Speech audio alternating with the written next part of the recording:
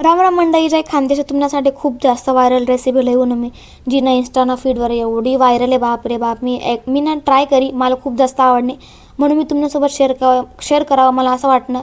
फक्त एकदा ट्राय करा. खूप इझी रेसिपी आहे, जास्त काही वेळ लागत नाही, जास्त झंझट लागत नाही.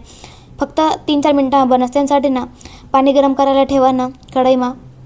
त्यांना ना तेल आणि मीठ टाकी द्या ना, आणि पाणी उकळून ना जी मॅगी तुमच्याकडे असेल कुठलीही चालीन ती टाकी द्या आणि बॉईल करायला. आणि मॅगी शिजली का त्याला एका भांडामा काढी लिहा ना, कुठला पण भांडामा.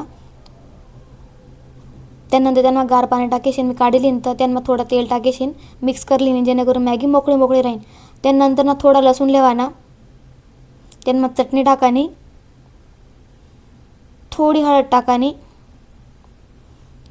मॅगी मसाला टाकाना, लिंबूना रस टाकाना, थोडंसं पाणी जरी टाकलं तरी चालेल, पाणी काय टाकं नव्हतं. आणि सगळं कुटी लेवानं हा मसाला मॅगीना रेडी होईजास. मॅगीना मसाला रेडी. त्यानंतर ना तेल गरम करायला ठेवतो मी कढईमा. त्यांना जो जिरं टाकानं, जिरं छान तडतडनं त्यांना जो मसाला आपण बनवा ना ते मॅगीना तो टाका, छान फ्राय करा.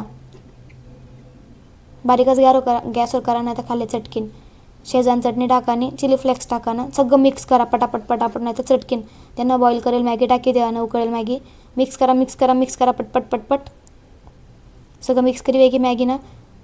मीठ टाकानं, थोडंसं टाकानं, कारण मॅगी तर ऑलरेडी हा असंच खारट. कोथिंबीर टाकी मस्त मिक्स करी. मॅगी रेडी आहे. फक्त 3-4 मिनटं माणूस पण लागली यार. खरंच सांगायचं यार, खूप टेस्टी लागली होती आणि खूप इझी रेसिपी. फक्त एकदा तरी ट्राय करा, नक्की ट्राय करा. आणि ही रेसिपी आवडली ना चॅनलला सबस्क्राईब करायला जाऊ नका प्लीज. चॅनलला सबस्क्राईब करा please. Like share subscribe comment नक्की नक्की नक्की करा. भेटच मी नेक्स्ट रेसिपी पा लवकरच लई येसू. Tata bye bye.